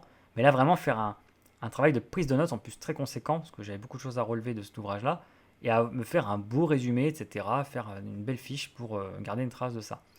Mais c'est vrai que beaucoup d'ouvrages, en fait, je les ai déjà lus, mais je n'ai pas de fiche d'eux, parce que à l'époque, j'ai pas fait de fiche. Donc je dois les relire pour refaire une fiche à l'occasion. Donc il y a cela déjà. Et donc voilà, donc c'est vrai qu'à cause de ça, il y a pas mal d'ouvrages dont je n'ai pas encore les fiches. Et puis bah, ceux aussi que j'ai pas encore lus, hein, il faut que je lise et tout. Donc là, en fait, là, ce que j'ai moi sur mon ordi, ce sont les ouvrages que j'ai lus, bien sûr, mais dont j'ai fait une fiche. Voilà, donc une fiche égale une œuvre. Donc même si j'ai 15 œuvres de Baudelaire, eh bien, il faut qu'il y ait 15 fiches, 15 fiches de traitement de texte, hein. C'est à l'œuvre et sinon pas à l'auteur, parce que ce sont des fiches conséquentes. Et donc là, on peut prendre. J'ai pris une catégorie au hasard, hein, dans les captures que j'ai faites, hein. Voilà, j'ai pris des catégories un peu pour montrer. On s'en fiche un petit peu, là, c'est pour le principe. J'ai pris des exemples. Mais en gros, chaque fiche est constituée de la même façon. J'ai harmonisé, parce que ça marchait comme ça, que du coup, bah, on ne change pas une méthode qui marche, hein, et du coup, j'ai adopté la même méthode pour chaque fiche. Chaque fiche est constituée de la même façon, et standardisée, hein, ou harmonisée. Euh, voilà, donc en gros, donc elle est plus ou moins longue évidemment selon que l'ouvrage m'a plu, m'a inspiré, qu'il y a plein de contenu que j'ai voulu sauvegarder. C'est très différent, voilà, selon les ouvrages. Il y a des ouvrages, la fiche elle fait 2-4 pages à peine, c'est rien. Puis il y a des ouvrages, je déconne pas, on est quasiment à 100 pages de fiches. On me dira, ça sert à quoi d'avoir 100 pages? On y vient après. Euh, c'est toujours construit pareil. Quand on ouvre une fiche, quand j'ouvre une de mes fiches de lecture, voilà les fiches de mémorisation que j'ai faites, l'accueil c'est le plan, le plan de l'ouvrage. C'est la table en gros. J'ai reproduit la table de l'ouvrage. Parce que l'idée c'est que la première page, ce soit l'équivalent de regarder la table des matières du livre. Si j'ai pas le livre sous la main, je veux pouvoir regarder comment le livre est construit. Donc en fait, j'ai reproduit la table des matières généralement. C'est le plan en gros général du livre. En gros, c'est le plan général. Savoir que du coup, il y a la préface, la introduction, avant-propos. Là, il y a partie 1, chapitre 1 jusqu'à chapitre 10, partie 2, chapitre machin. Et en fait, voilà, vraiment l'architecture globale de l'œuvre. Voilà, donc là, encore une fois, l'idée, c'est que en un coup d'œil, en le moins de lecture possible, je puisse embrasser d'un regard de quoi est constitué l'ouvrage. Dire, ah oui, je me souviens, donc en fait, il est structuré comme ça qu'il y a deux parties. Et là, effectivement, la partie 1 se consacre à ça, la partie 2, ça, oui. Donc ça parle de ça, oui, ce sous-chapitre, c'est ça. Donc c'est un peu le plan, voilà, plan un peu plus, voilà, un peu plus fourni, mais en gros, ça reste un plan général. Il faut que ça reste d'un coup d'œil cernable. La suite du document, c'est plan détaillé. Alors là, c'est costaud, parce qu'en gros, là, c'est l'exercice de synthèse, ce que j'appelle l'exercice de synthèse, qui est un exercice malheureusement trop peu transmis à l'école, alors que c'est beaucoup plus intéressant que de commenter ou de fantasmer sur l'ouvrage, d'apprendre aux élèves à délirer, comme dirait mon professeur Yves Ancel, à délirer, à délire, à fantasmer, etc., à faire du commentaire. Bien, la synthèse, c'est génial, parce qu'en fait, c'est de la paraphrase, hein, c'est apprendre en fait à résumer l'ouvrage en étant le plus fidèle possible à son propos, en ne déformant pas, en apprenant à restituer l'idée de l'ouvrage. C'est quand même une bonne méthode pour être sûr qu'on comprend ce qu'on lit avant de se dépêcher d'interpréter. Et donc, moi, c'est une des caractéristiques de mes fiches de lecture, encore une fois, qui peut surprendre, mais moi, je n'ai aucun avis personnel dans mes fiches de lecture qui apparaît, quasiment. C'est très rare. C'est très très rare que dans mes fiches, il y ait des moments où je dis alors moi je pense ça, alors moi machin ça, ça n'apparaît pas. Mes fiches de lecture sont des bases de données, objectives en fait. Elles pourraient quasiment être utilisables par tous si je les partageais, ce qui ne sera pas le cas. Mais c'est quasiment utilisable par tous. C'est conçu pour être du Wikipédia personnel entre guillemets. C'est mes fiches sur l'ouvrage. Ça n'a pas de but d'être du point de vue de voilà mon point de vue. Pourquoi? Parce que je le connais. C'est pas qu'il m'intéresse pas, c'est que j'en ai un point de vue évidemment. Mais mon point de vue, il ne me pose pas de problème pour le mémoriser parce que c'est mon point de vue. Je le porte en moi. Moi, on me dit un ouvrage, aussitôt mon point de vue m'apparaît à moi-même assez naturellement. Si tu te souviens pas de ton point de vue, c'est un peu bizarre quand même. Enfin, j'ai un point de vue, mais j'en souviens plus. Bah non, on se souvient de son point de vue parce que c'est son point de vue, ça vient du cœur. Donc moi, mon point de vue, je n'ai pas besoin de le noter. J'ai pas envie de noter mon point de vue. Ça m'intéresse pas de noter. Ah, j'ai bien aimé ce passage-là. Ah, ça, c'est pas très intéressant. Non, je le sais ça. Moi, j'ai besoin plutôt de noter le contenu de l'ouvrage, et du contenu de l'ouvrage que j'aurais noté, qui est le contenu fidèlement retranscrit, là je me souviendrai du point de vue que j'avais dessus, assez naturellement. Donc c'est vrai que mes fiches de lecture sont objectives en quelque sorte, il n'y a pas de point de vue dessus, il n'y a pas de note personnelle, c'est vraiment une restitution la plus fidèle possible de l'ouvrage, c'est une sauvegarde, une photographie, je fais une photographie, un scan si vous voulez, je sais pas, faites la métaphore que vous voulez, mais c'est vraiment comme ça une photographie. Donc il y a le résumé détaillé, alors ça c'est un travail de synthèse du coup, parce que il faut que je restitue le plus fidèlement et le plus succinctement possible la réalité, la vérité du livre. Voilà. Il faut vraiment que dans ce résumé détaillé, si j'en ai besoin de le consulter, parce que c'est très détaillé, c'est vraiment que ça se fait, hein, parce que Proust avait fait des résumés détaillés de ses propres livres, hein, d'ailleurs qui nous sont très très utiles et qui m'éviteront à moi, là pour le coup c'est génial de faire ce travail-là, je vais pouvoir utiliser les résumés que lui-même a fait de son propre ouvrage, ce qui est magnifique, mais ça se fait. Voilà, en gros c'est vraiment quasiment à l'idée prête, etc. Voilà, vraiment retranscrire fidèlement le contenu de l'ouvrage. Là, c'est vraiment un désossement détaillé. On désosse l'appareil et chaque pièce est séparée les unes des autres et du coup, on voit comment c'est fait. C'est une dissection, quoi. Comment est fait l'ouvrage. Alors, d'abord ça dit ça, ensuite ça dit ça, puis ça enchaîne sur ça, puis c'est ça, machin, et c'est ça, etc. Et donc vous avez un résumé détaillé, ça peut être très long pour le coup, hein.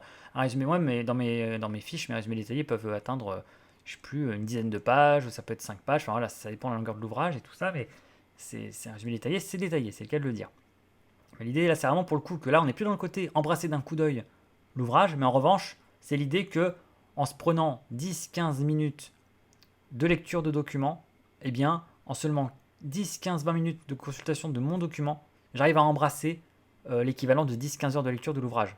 Voilà, j'ai vraiment l'ouvrage là, qui est synthétisé le plus possible, il est réduit à son minimum, je l'ai vraiment compacté le plus possible, fidèlement, mais succinctement. Et ensuite, seulement dans un dernier temps, du coup, j'ai eh bien, le relevé des citations. Voilà. Là, j'ai un relevé de citations. Et là, pour le coup, c'est un peu plus subjectif. En fait, c'est toutes les citations qui m'ont intéressé dans l'ouvrage, que j'ai estimé culte, incontournable, ou qui m'ont plu, qui m'ont intéressé. Et ces citations sont toutes précédées d'un chapeau où je mets des mots-clés. Ou alors je résume la citation. Donc voilà, ça peut être n'importe quoi, mais voilà, en gros, si c'est une citation sur un coup de foudre, je vais mettre voilà, rencontre de machin avec machin, coup de foudre, etc. Je vais mettre des mots-clés voilà, que j'associe à ce passage-là. Et ça va m'aider pour le travail. Si je vais dans le document, que je mets recherche et je tape un mot, je dis, je sais qu'il y a ce truc-là quelque part, je vais taper le mot, je retrouverai puisque j'aurai balisé les passages. Voilà, donc tous mes documents sont faits de la même façon. Plan de l'ouvrage, plan général, général, résumé détaillé et relevé de citation. Voilà. En gros, c'est comment c'est conçu. Et selon la longueur de l'ouvrage et selon à quel point ça m'a plu et à quel point j'ai voulu en retenir des choses, ces fiches de lecture, elles représentent soit, certaines font une page, ou 2, 4 pages, voilà. Mais c'est vrai que les plus longues vont cumuler à 15 pages, 30 pages, 45 pages, et les méga giga longues, des trucs de fou, je suis allé jusqu'à 90 pages. Alors, voilà, je reprends l'objection tout à l'heure, mais attends, quel est l'intérêt? Là, on quitte le mémo, là, on quitte la... Si tu te rends compte, 90 pages en plus sur traitement de texte, il faut imaginer que sur un livre, ça ferait 180 pages, quoi, puisqu'il faut multiplier à peu près par 2. Pour avoir un format livre de poche d'un traitement de texte, il faut multiplier par 1,5 ou 2. Donc, en gros, c'est comme si on réécrivait le livre, en quelque sorte. Alors non, ça c'est pas vrai. Croyez-moi que quand j'ai 90 pages de fiches de lecture, j'ai pas Le livre, autant dire que lui, il fait bien 600 pages, 700 pages. Donc même si j'avais l'équivalent de 150 pages de fiche de lecture, je suis encore en dessous. J'ai quand même réduit le livre. De plus, ce qui fait souvent beaucoup augmenter réellement les fiches de lecture, c'est les citations, qui sont l'ouvrage précisément. Donc, moi, mes résumés, mon plan, etc., ça peut être long, mais ça fait maximum 10 pages, 15 pages. En fait, c'est déjà beaucoup, machin. Non, mais ça se lit, c'est des tirets, c'est des sauts de ligne. Il y a beaucoup de sauts de ligne aussi, il faut s'imaginer. C'est beaucoup de sauts de ligne. Moi, je fais des tirets, donc imaginez, ça saute de ligne tous les 50 caractères, quoi. Donc, moi, mes résumés en eux-mêmes, ils sont pas méga longs. Voilà, ça se fait. C'est des petits documents de 2, 5, 6, 7, 10, 15 pages. Et c'est vrai que quand ça dépasse ça, généralement, c'est parce que j'ai beaucoup de citations. Donc, parfois, je cite des passages très longs, je cite plusieurs pages, je les surligne, etc. dans le document. Et forcément, l'accumulation de citations pour des ouvrages, par exemple, comme Notre-Dame de Paris. Notre-Dame de Paris, c'est une des fiches qui est la plus aboutie, parce que c'est un roman qui m'a beaucoup plu. Ou L'Ève future, L'Ève future de Villiers-L'Isle-Adam aussi, qui est un roman que j'adore. Oui, tous mes romans préférés, comme par hasard, forcément, bah, je me suis appliqué, j'ai fait un beau résumé général, un beau résumé détaillé, j'ai relevé beaucoup de citations parce que beaucoup m'ont plu, j'ai été très généreux sur les citations, j'y suis allé quoi. Donc forcément, ça fait des grosses fiches. Mais ça reste des fiches, puisque tout est très ciblé, il s'est balisé, il y a des mots-clés, il y a des passages précis qui ont été choisis. Ça reste des fiches, mais c'est sûr des fiches généreuses, parce que là, ce sont des ouvrages très importants pour moi, donc je veux vraiment avoir sauvegardé la substantifique moelle de l'ouvrage. Vraiment, vous voyez, c'est vraiment l'idée, c'est l'image, hein, c'est l'essence, hein, c'est comme un parfum, quoi. Je brasse des fleurs, je les essore et j'extrais l'essence de l'ouvrage, hein, je l'essore l'ouvrage, j'extrais son essence pour le plus possible le sauvegarder. Et donc ces fiches, oui, elles sont longues, mais pour le coup, elles n'ont pas but d'être lues. En fait, je mets ces citations-là de côté parce que je vais pouvoir taper un mot-clé et retrouver les passages qui m'intéressent. Mais une fois que j'ai trouvé le passage, je vais souvent les lire dans le livre lui-même. Mais je mets ça de côté. Dans un document, je sais que tous mes passages préférés du livre sont réunis dans un document. J'ai réduit le livre à son essence absolue, tel qu'il me plaît. Dans le livre, là, il y a le résumé général, le résumé détaillé et tous mes passages préférés. Tous mes passages préférés, même s'il y en a beaucoup. Et là, en fait, en un document, j'ai comme sauvegardé le livre dans ce qu'il avait de plus essentiel pour moi. Voilà, donc ça, c'est ma méthode. Déjà, j'obtiens un document qui est une véritable bible, une espèce de Wikipédia personnalisée de l'ouvrage, donc ça, c'est cool. Mais en plus, le fait même de la démarche de faire ce document m'a aidé à mémoriser le document, m'a aidé à mémoriser le livre lui-même, puisque c'est un travail en fait de mémorisation. En fait, ça force à, en l'écrivant, on se voit l'écrire, en fait, ça aide à retenir. Donc, en fait, j'ai presque plus besoin d'ouvrir le document après, parce que le fait de l'avoir écrit était la mémorisation elle-même. Mais au cas où au cas où le document est là, si j'ai besoin. Donc voilà, moi c'est ma méthode. C'est vrai que c'est très poussé. Clairement, c'est du boulot. C'est un boulot à part entière, parce que vous vous tapez la lecture en elle-même, mais en plus vous vous tapez la fiche de lecture, la prise de notes, qui est un travail en plus, qui double en gros le temps de lecture. Encore une fois, il faut le dire. Moi, s'il y a un livre, il faut 15 heures pour le lire, j'en compte minimum 30, parce que je sais qu'en plus des 15 heures de lecture, j'en ai pour 15 heures de prise de notes.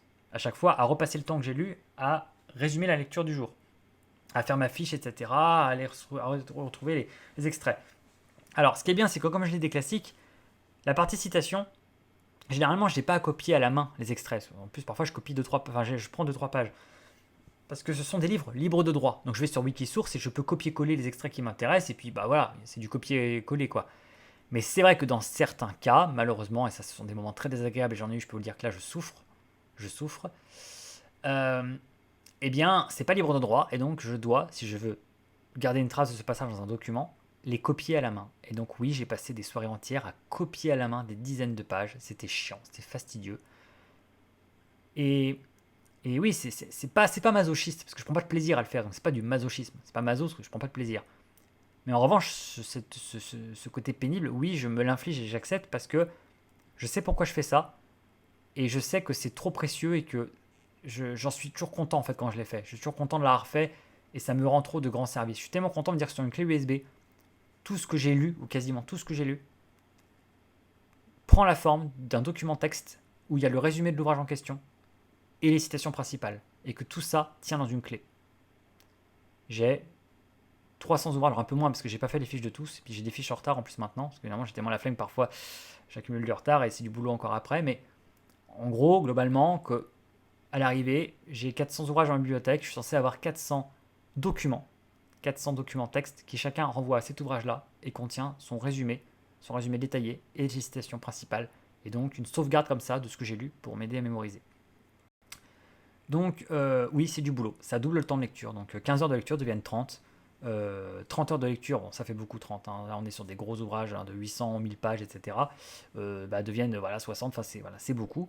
C'est sûr que ça ajoute du boulot. C'est du boulot. Moi, j'ai passé des nuits fastidieuses à faire ça. Et c'est vrai que, clairement, enfin voilà, c'est pénible. Faut dire, c'est pénible. Moi, j'ai plusieurs fois eu la flemme. C'est pas même démotivé quasiment de dire, ah, mais si je lis, il faut que je fasse la fiche. Et si je fais la fiche, oh là, c'est triste, hein, quasiment de dire, mais c'est quoi ce bordel? Mais encore une fois, moi, vu mon rapport à la lecture, j'en ai trop besoin. Je peux parce qu'en fait, moi, ça pose aussi un petit peu la question de relire tout ça. Vous voyez, on pourrait faire aussi un podcast sur relire les livres, hein, décidément. Et c'est vrai que moi, j'aime pas trop relire déjà. Autant j'aime revoir les films, mais relire c'est comme une autre démarche parce que relire, c'est pas encore une fois, c'est pas un film d'une heure et demie, 2 heures, hein. Donc relire, je fais pas ça facilement parce qu'il y a beaucoup de livres et que voilà, c'est une autre aventure. J'aime relire des passages précis, c'est différent. Moi, j'aime relire des passages précis. Mais encore une fois, pour retrouver un passage précis, pour retrouver dans le Rouge et le Noir, le Rouge et le Noir, si vous connaissez pas bien l'ouvrage, il fait 800, enfin 800 pages, oui 700 pages, 800 pages le Rouge et le Noir. Et là, vous vous dites, ah, il y a ce passage-là que j'aimerais bien relire, que j'aimais bien. Ah, c'est le moment où, ah, Julien, là, il est, ah, c'est où déjà? C'est quand il est à l'auberge, là, avec machin. Et mais là, vous êtes en galère si vous ne connaissez pas bien l'ouvrage. Alors, soit vous l'avez bien mémorisé, soit vous avez besoin d'un document quelque part qui va vous dire cet endroit-là, c'est ici, c'est là, c'est telle page, c'est tel chapitre. Et donc, ça, ben moi, mes fiches me le permettent. Et donc, pour ce que ça me fait gagner comme temps, pour la pratique que ça, et aussi pour les relectures que ça m'évite, et si je choisis de relire un ouvrage, je sais que c'est pour le pur plaisir. Et ça, c'est trop cool, parce que les ouvrages que j'ai fichés, parfois des années se passent et je les relis. Et ce qui est trop bien, c'est que je sais que j'ai fait la fiche. Et je me dis, putain, c'est trop bien parce que lui, et maintenant j'ai plus qu'à kiffer en fait. Maintenant, si je le relis, ce sera pour le plaisir. Si je le relis maintenant, ce sera pas seulement le plaisir plus travailler ma fiche, ce sera juste plaisir.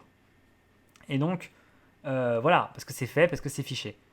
Et donc, moi, c'est que je suis pas très relecture. En tout cas, c'est pas, je préfère lire de nouveaux livres, continuer mon aventure parce que j'ai encore beaucoup de choses à lire plutôt que relire. Je pense que je relirai peut-être plus tard. On dit que relire, c'est plus après quand on a fait un peu le tour des choses. Et de toute façon, ça m'est arrivé quand même, hein. J'ai relu plusieurs ouvrages, hein. Mes livres préférés, de toute façon, je les ai tous lus 2 fois, hein, minimum, hein. Donc vous voyez comme quoi, pour mes livres préférés, hein, là, il y a de la relecture, hein. Mais c'est vrai que l'idée de ces fiches, c'est en partie de ne pas avoir à relire, justement. Me dire, ah non, non, attends, si j'ai besoin de quelque chose, là, je vais pas me retaper le livre en entier, je vais quand même pas tout relire, je peux pas me permettre de tout relire à chaque fois. Il faut que je sois capable de retrouver une information dans ce livre, de me souvenir de quelque chose, sans avoir à le relire. Voilà. Et donc c'est ça l'idée, c'est de se dispenser, que la lecture ne soit plus une obligation, une nécessité, mais juste un plaisir. Si j'ai à le relire ce livre-là, ce sera pour le plaisir et non pas parce que je suis en galère, qu'il faut que je me souvienne et il faut que je repasse une couche, quoi. Je ne vais pas repasser une couche de peinture, tout est passé niveau couche. Maintenant, c'est que du plaisir. Voilà. Mais c'est du boulot, encore une fois. Et donc, on revient au temps. Alors oui, déjà, on parlait du temps. C'est déjà, on a du mal à trouver 8-15 heures pour lire un ouvrage. Alors imaginez en plus, il faut doubler le temps et qu'en plus, il faut prendre des notes. Donc évidemment, on revient toujours au même problème, hein, je le disais sur le temps. La lecture, qui plus est la lecture professionnalisée, entre guillemets, c'est une lecture du coup où vraiment vous lisez beaucoup d'ouvrages différents, tout ça dans une optique, peut-être une problématique, peut-être une thématique, etc. Donc il y a il y a une bibliographie en fait, il y a beaucoup d'ouvrages à lire. Et en plus, vous voulez être dans cette mémorisation efficace, dans le fait de bien retenir, dans le fait de bien vous emparer du contenu des ouvrages, bah, c'est vrai que ça va demander un travail de prise de notes, d'attention, etc. en plus, qui demande un tel temps que, en gros, il faut quasiment avoir le temps entier pour ça. Et donc, on retourne, et je le disais encore, ce n'est pas pour rien que beaucoup de gens de lettres étaient, hein, les écrivains, etc., et puis peut-être encore sont aujourd'hui, des gens qui sont ce qu'on appelle des oisifs, hein, au sens aristocratique du terme, des gens qui ne travaillent pas, ou n'ont pas besoin de travailler, ou voilà, sont rentiers ou je sais pas quoi, ou simplement, même sans aller jusque-là, en tout cas, peut-être réussi à fusionner leur activité professionnelle et la lecture elle-même, qui fait partie du truc, en tout cas, ont beaucoup de temps libre, un otium, comme on disait en latin, ont beaucoup d'otium, ce mot que j'aime beaucoup. Mais en tout cas, c'est sûr qu'ils ont organisé en partie leur vie autour de la lecture. C'est carrément la vie là qui est quasiment organisée autour de ça. C'est quasiment un mode de vie en fait la lecture là. Là, la lecture, la recherche, l'écriture éventuellement sont un mode de vie, sont l'activité principale, sont la vocation. Et moi, clairement, c'est le cas. Donc évidemment, là, oui, c'est possible. Évidemment que j'ai du temps pour faire ça, puisque je me suis donné entre guillemets les moyens d'avoir ce temps-là pour ça. Je me suis organisé, j'en ai fait le centre de ma vie. Je suis un lecteur, chercheur, auteur, voilà, on peut dire ça comme ça. Et donc évidemment, ça fait partie du truc. Mais évidemment, quelqu'un qui a une approche plus de loisir, récréatif de la lecture, et qui a peut-être pas ce rapport-là, qui n'a pas besoin de l'avoir, n'aura pas la même pression ou contrainte pour être dans cette sauvegarde des ouvrages. et puis surtout n'aura pas le temps. Donc il va pas inventer le temps qu'il a pas, et mine de rien, voilà, et c'est pour ça qu'encore une fois, je dois le défendre, je suis désolé, être un intellectuel, c'est une ascèse, c'est un mode de vie, c'est un sacerdoce quasiment, mais c'est du travail être un intellectuel, être un littéraire. Ça s'invente pas, il faut du temps, et déployer ce temps, réussir à l'organiser, à le créer, va demander des sacrifices ou des choix de vie. Et donc, eh bien, voilà, ça démarque en quelque sorte, je suis désolé. Et donc, c'est vrai que c'est comme pour toute activité, en fait, celui qui s'y en consacre a une forme d'autorité, en quelque sorte. Enfin, quelqu'un qui fait du sport, qui a consacré sa vie au sport et qui organise sa vie autour de ça, forcément, c'est pas un sportif du dimanche par définition. C'est quelqu'un quand même qui est vraiment dans un mode de vie, de discipline, de jusqu'au boutisme. Ben, c'est pareil pour l'intellectuel, pour le littéraire. Donc c'est bien de dire ouais les HP, moi je suis HP, ouais moi je suis surdoué, moi j'ai un QI de machin.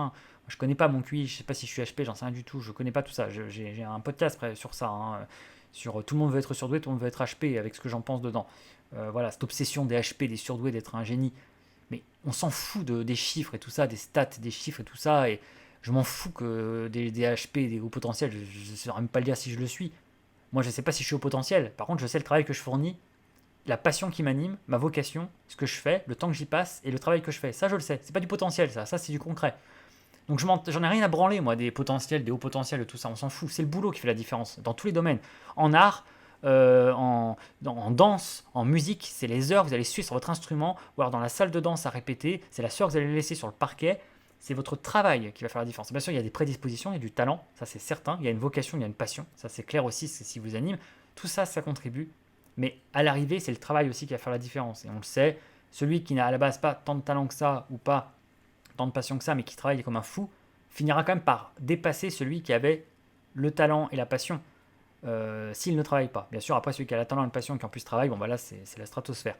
Mais donc, voilà, c'est pour ça que pour dire que être un intellectuel, être un littéraire, c'est pas regarder les mouches péter, rêver dans les nuages, rien branler et bouquiner en buvant son thé. Il y a un côté quand même, c'est du boulot quoi. Mais un boulot, vous voyez, c'est l'ambivalence. On prend plaisir, on peut prendre plaisir à son travail, hein. Et quand on est passionné de son travail, bien voilà. Mais ça se mêle en tout cas. Hein, encore une fois, un navigateur qui adore la, voilà, comment quelqu'un qui adore la navigation, il peut à la fois avoir ce rapport toujours passionné et de plaisir à la navigation, mais s'il en a fait son travail, son mode de vie, il prend ça au sérieux. C'est pas il est pas en vacances là, il est en train de faire gaffe, il est professionnel dans son attitude. C'est un petit peu ça la nuance. Donc c'est vrai que là, cette démarche de fiche de lecture à ce point-là, aussi poussée, c'est vrai que là, on est un petit peu dans la professionnalisation de la lecture, c'est un petit peu particulier en termes de déploiement de temps et d'effort. Donc je vais revenir à des choses un peu plus normales, entre guillemets, on va quitter ce cas particulier, parce que tout le monde n'est pas comme ça, il n'a pas vocation à être ça, donc du coup, on va revenir à des choses plus normales. Et on va reposer un peu la question d'origine. Comment mémoriser le contenu d'un ouvrage? Comment faire quand comme ça on a 10, 15, 20, 30 heures de lecture, des centaines de pages, entre 200 et 800, avec beaucoup d'informations dedans, que ce soit du roman ou de l'essai, des idées, des descriptions, etc. Et qu'on veut retenir le plus possible. Comment on fait pour retenir un ouvrage, pour en garder une trace? Alors, euh, moi je vous donne mon avis, mon astuce, et je pense que c'est valable pour tous les autres domaines. Je pense souvent entre autres au cinéma. Et d'ailleurs, je me rends compte maintenant que Proust est d'accord avec moi, que je suis d'accord avec Proust, que Proust, c'est une idée qui développe beaucoup dans la mémoire involontaire, dans la recherche du temps perdu, que c'est une de ses théories, comme quoi. Et moi, c'est ce que j'ai toujours pensé, et j'en trouve la confirmation chez Proust. La mémoire, c'est avant tout de l'émotion. On croit que la mémoire, c'est intellectuel. On croit que la mémoire, c'est affaire d'intellect et tout. Bien sûr, c'est le cerveau, c'est l'intellect, si on veut. Mais en plus, on le sait que scientifiquement, on le sait, l'hippocampe, tout ça, les zones du cerveau, on a remarqué en fait depuis très longtemps que le cerveau réagit à l'émotion. Qu'il y a des zones qui s'allument dans le cerveau par rapport à des émotions. Le désir, l'amour, la peur, des choses qu'on ressent. Et qu'en fait, ce sont ces émotions-là qui vont particulièrement aider le cerveau en fait à mémoriser des choses, à garder en fait une trace des souvenirs. Ça va animer par association d'idées en fait. On vous montre une photo, ces photos vous évoquent un souvenir, et en fait une émotion. Et donc tout ça en fait ça va se connecter. Et donc le secret de la mémoire, je pense, pour une œuvre d'art, pour un livre qui est une œuvre d'art, pour un ouvrage, pour un film, c'est l'émotion. Je ne pense pas que ce soit intellectuel. Si un livre ne vous intéresse pas, ne vous touche pas, vous n'en retiendrez rien.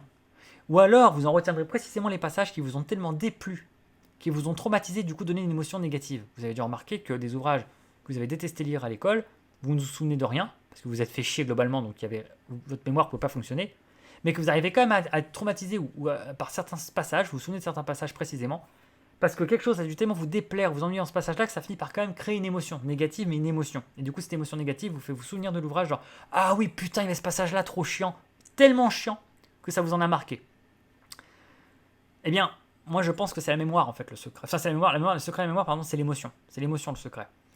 Je pense que l'émotion va beaucoup aider. Si vous avez ressenti des émotions, quelles qu'elles soient, durant votre lecture, ces émotions vont très instinctivement être associées du coup à des souvenirs. Et vous allez du coup vous souvenir de l'ouvrage.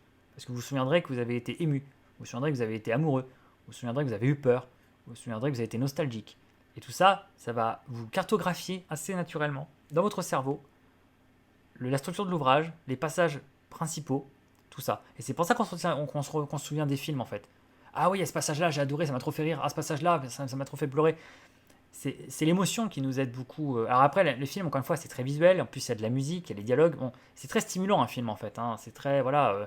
Et alors qu'un livre, c'est vrai que ça prend vie dans notre tête. C'est vraiment très intellectuel, très mental. Il n'y a pas de son, il n'y a pas d'image. C'est des mots qui prennent vie par la lecture. Donc c'est très spécial. Donc c'est ça que ça demande une capacité de mémorisation différente. C'est plus abstrait. Mais je pense que l'émotion est le raccourci vers la mémoire. Hein. Et donc ça, encore une fois, Proust le défend. Hein. Et chez Proust, la mémoire, le souvenir surgit au gré d'une émotion associée à un souvenir. C'est pas se concentrer ne sert à rien. Proust trouve que l'intelligence est surestimée, que l'intelligence n'est que d'un maigre secours pour la mémoire et pour les souvenirs, et qu'en fait c'est l'émotion qui va être le raccourci du souvenir. Donc moi je suis d'accord avec ça, je crois en cela, et je pense que du coup, alors ça, ça peut créer du coup des conclusions, des constats un peu radicaux, ça revient un petit peu à dire, sous-entendre que quelqu'un qui ne se souviendrait absolument pas de ce qu'il a lu n'aurait aucune émotion, ne se connecte pas émotionnellement à ce qu'il lit ou ce qu'il voit. Alors je ne peux pas l'affirmer à 100% comme ça, radicalement, mais je serais tenté de le croire. Je l'ai déjà dit, moi, les gens qui ne retiennent rien au film, ils ont vu des films, mais ils sont incapables de se souvenir de la moindre chose, ils oublient très vite. Je pense qu'il y a un petit problème d'émotion devant le film. Je pense qu'ils n'ont pas ressenti d'émotion devant le film. Je pense que ça les touche pas. Et donc forcément, en fait, ils ont juste posé leurs yeux sur des images qui bougent. Et comme ils ont posé leurs yeux sur les images qui bougent, ben, quand les images ont cessé de bouger, très vite, en fait, la mémoire du film s'efface, tout ce qu'on fait pour eux, tout est égal par ailleurs, aussi bien le truc qu'ils ont vu à la télé l'autre jour que le truc qu'ils ont regardé sur Netflix hier et puis le truc qu'ils ont vu en DVD. Et donc rien ne s'imprime en fait, parce que ça les intéresse pas profondément réellement, ça les a pas touchés. Quand quelque chose va les toucher vraiment, va les atteindre, ça va les marquer. Ça va les marquer. C'est ce que je pense. Donc je pense que la lecture, le livre, c'est pareil.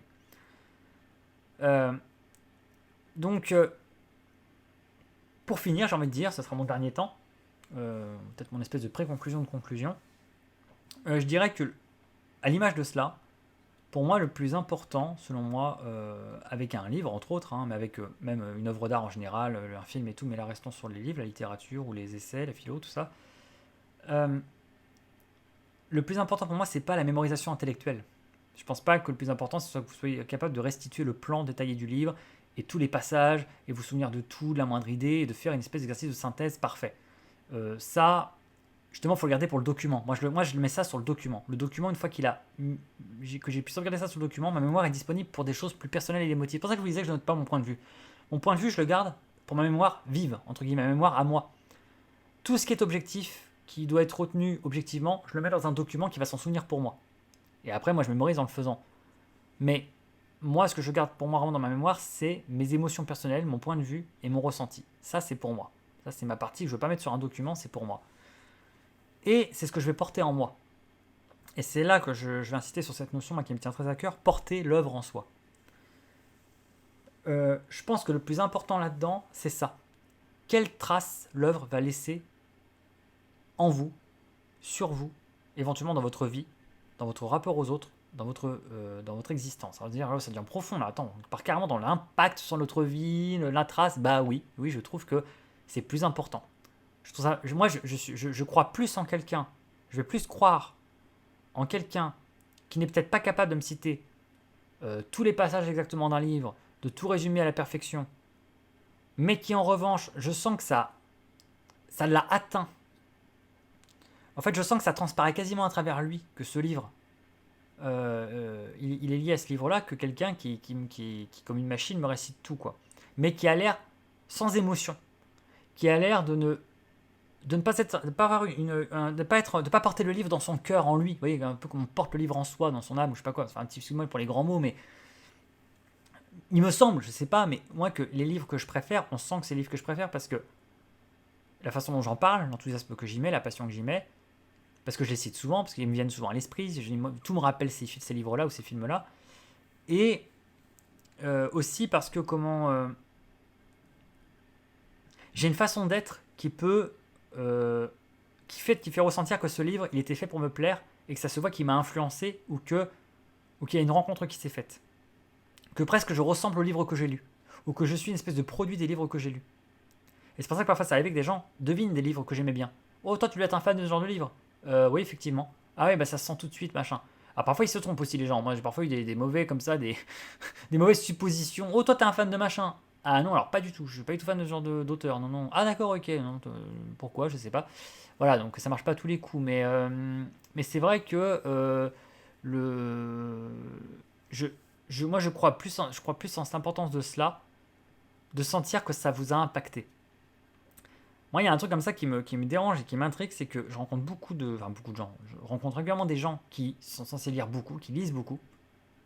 En plus pareil, de la grande littérature, tout ça. On se dit ok, voilà, comme moi et tout. Je me dis chouette, des copains pour jouer, des copains pour discuter, tout ça. Et c'est un truc qui m'interpelle, c'est que j'arrive pas à ressentir en eux l'impact de ces lectures sur eux. En fait, je vois pas en quoi ça les a transformés. Je vois pas la différence en eux entre le fait d'avoir lu ces ouvrages-là et de ne pas les avoir lus. Je vois la différence intellectuellement, parce qu'ils aiment bien se vanter qu'ils les ont lus, les livres. Hein. Donc ça, intellectuellement, on voit la différence que ça fait, parce que ça intervient dans leur façon comment, de s'en vanter ou de l'évoquer. Mais ce qui me bloque, c'est que je ressens pas en eux l'impact que ça a eu. Je ressens pas que ça les ait transformés ou que ça transparaisse d'eux. Et moi, c'est la sensation que je préfère, et c'est comme ça que je sens qu'un livre a vraiment été ingurgité et vraiment là qu'il y a une trace, littéralement, du coup on peut dire vraiment une trace concrète quasiment.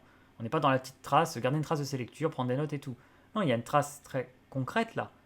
Parce que ça a laissé comme une cicatrice, j'ai envie de dire. C'est une cicatrice de lecture. Une cicatrice sur votre âme, sur votre esprit. Il y a une cicatrice là. Tiens, ça c'est la cicatrice de Victor Hugo, ça. Oh là, toi t'as une belle cicatrice de Baudelaire, toi.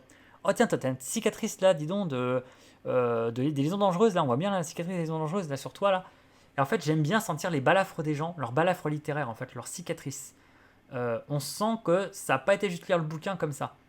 Ça les a marqués et ça ressort dans leur langage, dans leur façon de penser, dans leur façon de voir les choses, dans les citations éventuellement qu'ils vont faire, mais vraiment qui sortent du fond du cœur, comme mon citation olympique de film préféré. Et oui, on ressent ça pour les films. On sent les gens que certains films, c'est leur film préféré parce que ça revient souvent dans leur citation, parce que ça les touche, parce qu'ils vont être émus en parlant, parce que des choses, ça résonne dans leur propre vécu, ça résonne dans leur histoire personnelle, parce que ça influence leur vision des choses sur la vie. Ben voilà, moi j'aime bien sentir ça pour les livres. Et là, je sens que quelqu'un a une trace de ses lectures. Là, il y a une trace. Là, il y a une trace. La trace strictement objective, comme celle que je fais pour une fiche de lecture, elle est pratique en pense-bête, pour de la base de données, pour de la recherche technique. Ça m'est très pratique.